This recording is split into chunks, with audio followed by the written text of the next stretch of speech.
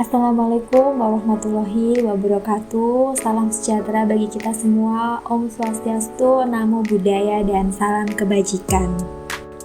Bapak Ibu sekalian, perkenalkan saya Eza Putri Puspitasari. Pada kesempatan ini saya akan membawakan materi mengenai adaptif dan kolaboratif.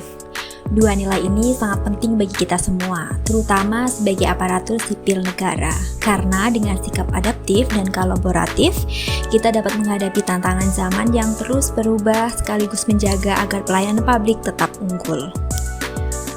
Mari kita mulai dengan tujuan dari modul adaptif.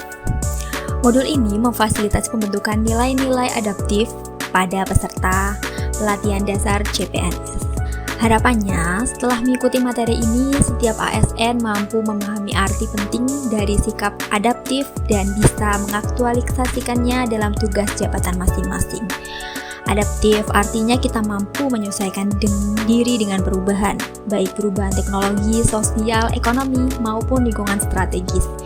Tanpa kemampuan adaptasi, individu dan organisasi akan kesulitan bertahan hidup. Karena itu, adaptif bukan lagi pilihan, melainkan sebuah keharusan.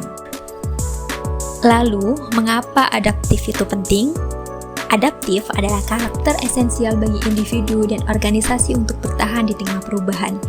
Pentingnya adaptif didorong oleh beberapa faktor. Yang pertama, perubahan lingkungan strategis.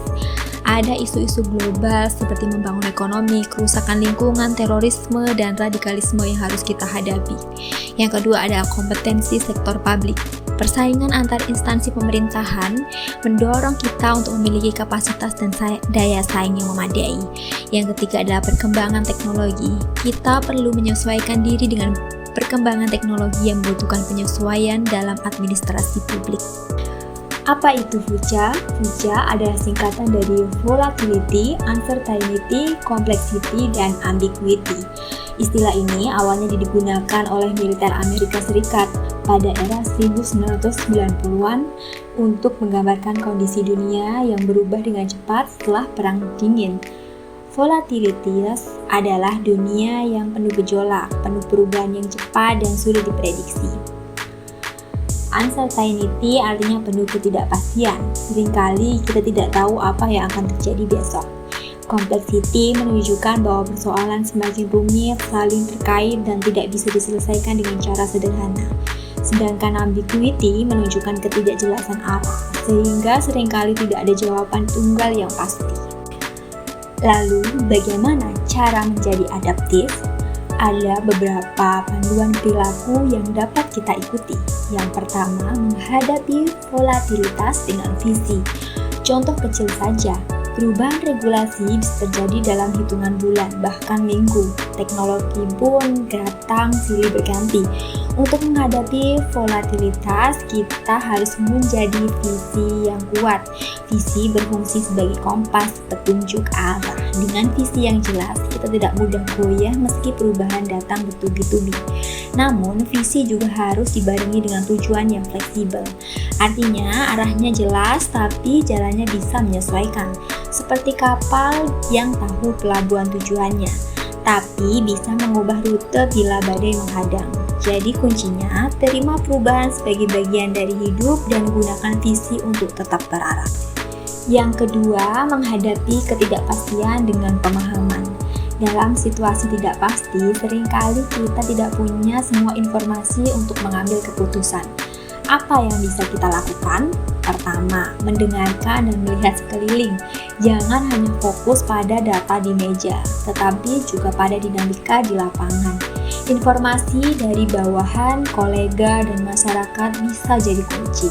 Yang kedua, mengembangkan cara berpikir dan bertindak baru.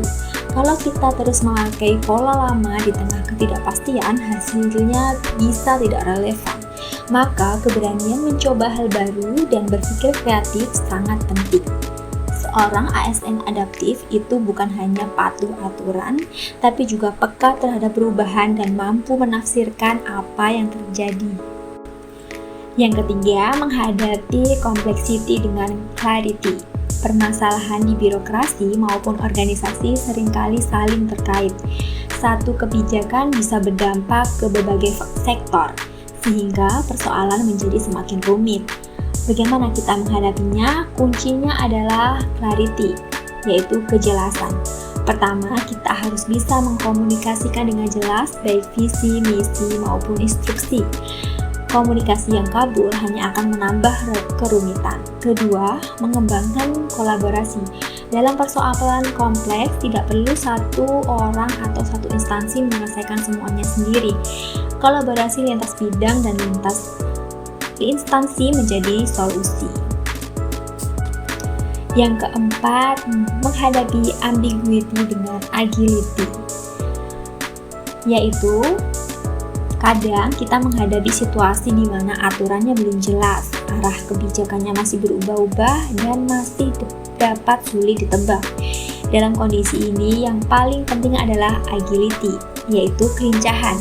Pertama, dorong kemampuan adaptasi. Jangan terpaku pada satu cara saja. Jika strategi A tidak berjalan, segera coba strategi B atau C. Yang kedua, kembangkan orang-orang untuk maju. Seorang pemimpin adaptif tidak hanya gesit sendiri, tapi juga membuat timnya lincah. Caranya, beri kesempatan pegawai mencoba hal baru, lakukan rotasi pekerjaan, atau latih mereka lintas bidang. Dengan begitu, organisasi tidak hanya bergantung pada satu orang, tetapi punya tim yang siap bergerak di berbagai kondisi. Organisasi adaptif memiliki beberapa ciri utama.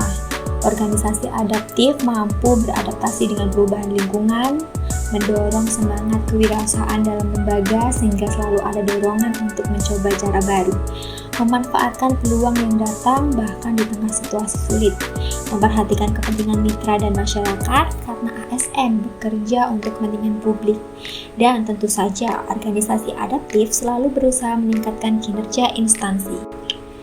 Di tingkat individu, ASN adaptif adalah ASN yang terbuka pada perubahan, memiliki soft skill yang baik, rasa ingin tahu tinggi, dan mampu mentransformasikan teknologi dalam pekerjaan sehari-hari. Seorang ASN adaptif tidak melihat perubahan sebagai ancaman, melainkan sebagai peluang untuk berkembang dan berinovasi. Bapak Ibu sekalian, mari kita beralih ke nilai yang kedua, yaitu kolaborasi. Kolaborasi adalah proses melibatkan pihak-pihak dengan keahlian yang berbeda untuk menemukan solusi baru. Melalui kolaborasi, kita bisa mengeksplorasi perbedaan lalu menemukan kesepahaman dan inovasi bersama. Konsep kolaborasi juga sejalan dengan pendekatan World of Government, yaitu menyelenggarakan pemerintah yang terpadu, di mana berbagai instansi bekerja sama untuk mencari tujuan bersama. Mari kita lihat indikator-indikatornya. Yang pertama, menganggap perubahan wajar dan perlu. Organisasi dengan budaya kolaboratif tidak takut dengan perubahan. Sebaliknya, perubahan dianggap wajar dan perlu untuk kemajuan. Contoh sederhananya, ketika ada inovasi teknologi baru dalam pelayanan publik, organisasi kolaboratif tidak menolaknya, tetapi segera mencari cara agar bisa diintegrasikan ke dalam sistem kerja. Perubahan dinilai sebagai peluang, bukan ancaman. Yang kedua, menganggap staf sebagai aset berharga. Dalam budaya kolaborasi, staf atau pegawai bukan sekedar pekerja, tapi aset berharga organisasi. Setiap ide, keterampilan, dan pengalaman pegawai dipandang sebagai kontribusi penting. Jika staf merasa dihargai, mereka akan lebih bersemangat memberi yang terbaik. Yang ketiga, memberikan apresiasi adil bagi staf yang berani mencoba. Kolaborasi juga ditandai dengan adanya apresiasi yang adil. Pegawai yang berani mencoba hal baru perlu diapresiasi, meskipun hasilnya belum sempurna. Ingat, inovasi seringkali lahir dari keberanian untuk mencoba. Kalau budaya organisasi terlalu takut salah, maka kreativitas akan mati. Yang keempat, mendorong perbedaan pendapat. Budaya kolaboratif bukan berarti semua orang harus setuju. Justru perbedaan pendapat dianggap sehat karena dari situlah lahir ide-ide baru. Yang penting adalah bagaimana perbedaan itu dikelola secara positif, bukan untuk menjatuhkan, tapi untuk memperkaya perspektif. Yang kelima, membahas masalah secara transparan. Transparansi juga menjadi ciri penting dalam organisasi kolaboratif. Masalah tidak ditutup-tutupi. Semakin cepat masalah dibahas secara terbuka, semakin cepat pula dicari solusinya. Yang keenam, mendorong kolaborasi dan kerjasama tim. Kolaborasi harus benar-benar diterapkan, bukan hanya jargon. Artinya, setiap divisi atau individu didorong untuk saling membantu dan bekerja lintas batas.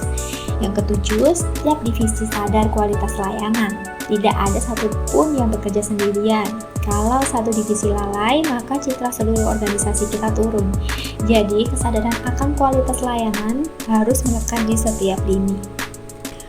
Dalam praktiknya, ada beberapa tahapan penting untuk berkolaborasi dengan baik. Pertama, membangun kepercayaan di antar anggota tim. Kedua, berdialog secara langsung dan terbuka. Ketiga, memiliki komitmen bersama terhadap proses. Keempat, membangun pemahaman bersama. Dan kelima, menetapkan hasil sementara yang bisa dievaluasi dan disempurnakan. Kolaborasi yang sehat juga ditandai dengan transparansi, penghargaan terhadap perbedaan pendapat, serta semangat saling mendukung demi tujuan bersama. Kolaborasi bukan hanya kebutuhan, tapi juga kewajiban hukum bagi ASN. Hal ini diatur dalam Undang-Undang Nomor 30 Tahun 2014 tentang Administrasi Pemerintahan, khususnya pada Pasal 34 Ayat 4 serta Undang-Undang Nomor 23 Tahun 2014 yang mendorong kerjasama antar daerah maupun dengan pihak ketiga. Artinya, kolaborasi sudah menjadi landasan normatif yang kuat, bukan sekedar pilihan pribadi. Bapak Ibu sekalian, mari kita simpulkan. Sebagai ASN, kita harus adaptif dan kolaboratif agar mampu bertahan sekaligus menjadi motor perubahan. Dengan sikap adaptif, kita bisa menyesuaikan diri dengan tantangan. Dengan sikap kolaboratif, kita bisa menemukan solusi bersama.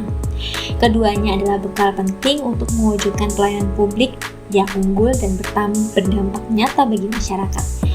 Terima kasih atas perhatian Bapak Ibu sekalian. Wassalamualaikum warahmatullahi wabarakatuh. Salam Om Swastiastu dan Namo Buddhaya.